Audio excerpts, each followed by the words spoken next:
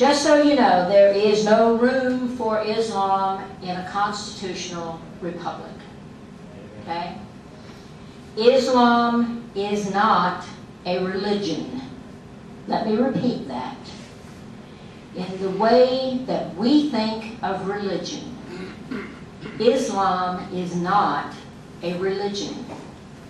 They have no notion of a God of love or a God of peace or a God that they can ever approach or have a personal relationship with. That's why they find our relationship with our God so strange. Theirs is a geopolitical, judicial system. I was privileged to sit in a class for 2 weeks with a Dr. Michael Izadi. And he taught the best class on Islam I've ever had, and I've had a few. And he showed us how our court system and their hierarchy are identical. District courts, appellate courts, Supreme Court. The Ayatollah is their Supreme Court justice. The ones closest to him in other areas are the other justices. Okay? It's that kind of a system. I hasten to add that the opinions are mine. I back them up with what I believe to be truth. And if anybody's going to get shot here, it'll be me. But don't point me out in the crowd, okay?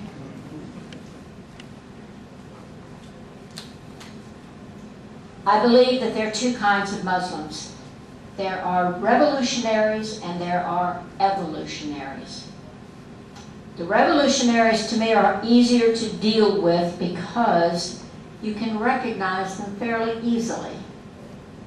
The first time they blow something up, or try to, or they get caught on the internet learning how to blow things up, or learning how to coordinate with others to blow something up, those are revolutionaries. And we have good intel people that can work with that.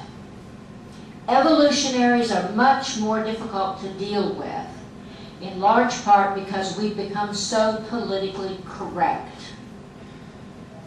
We've got groups in this country, all over the country, that claim to be peaceful groups. CARE, have you heard of CARE? Okay, I've got it here. I better look before I misquote. I want to be sure I call it exactly what it is. It's the Council on American Islamic Relations. That's what it is. And there's a big CARE group in Sarasota. How many of you know there's a huge mosque in Sarasota? Accommodates 6,000 people. Okay? And it's frequently full. If that doesn't scare you to death, I don't know. Let me read you just a short paragraph here, and I'm quoting now.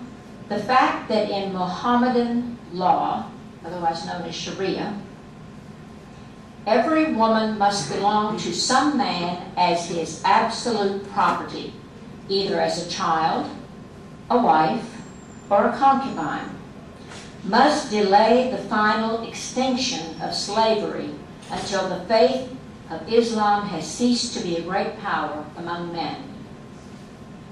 Individual Muslims may show splendid qualities, but the influence of the religion paralyzes the social development of those who follow it. No stronger retrograde force exists in the world. And that was from a short speech by Winston Churchill, delivered in 1899. Some things don't change, in spite of the fact that we've had very well-renowned and well-respected people who have been calling our attention to this and have been raising alarms for 200 years. Unbelievable. No, 100 years, I'm sorry. I was dating Mr. Churchill there a bit. Let's talk a little bit more about definitions. We talked about Sunni and Shia. Does anybody know what taqiyya is? T-A-Q-Q-I-Y-A, taqiyya. This is the concept that leads me to believe that our president is a Muslim. Taqiyya is defined as deceit for the good of the faith. Now, I know from personal experience living in the Muslim world that if you are born of a Muslim father, you are a Muslim. Just like in the Jewish tradition, if you're born of a Jewish mother, you are Jewish. We all know that Obama was born of a Muslim father. So as far as the Muslims in the world are concerned, he's Muslim. Which means a couple of things. He's an apostate if he truly is a Christian. And if he's an apostate, that gives each and every Muslim in the world license to kill him, because as an apostate he's already dead, and they just want to rid the world of, you know, what's left of his body.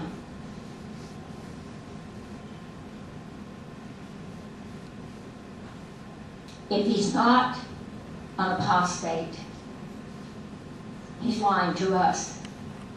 He's living under taqiyya. And they are happy for him to do that. Now, let's see. Do you think he's living in mortal fear every day for his life because he's an apostate? Or do you think that they're, you know, glad-handing and praising Allah together quietly and privately because he's living under taqiyya? I don't know, maybe you can come up with a third or fourth scenario, but those are the two I've come up with. Taqiyya, deceit for the good of the faith, and it is right in the Quran. Another interesting word is dimitude, D-H-I-M-M-I-T-U-D-E, dimitude.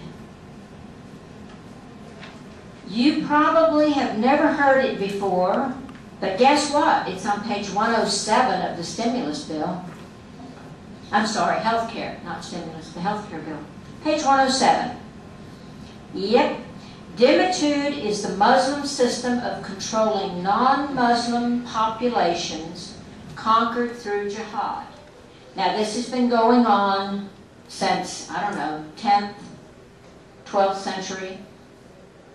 Specifically, it is the taxing of non-Muslims in exchange for tolerating their presence, and as a coercive means of converting conquered remnants of people to Islam.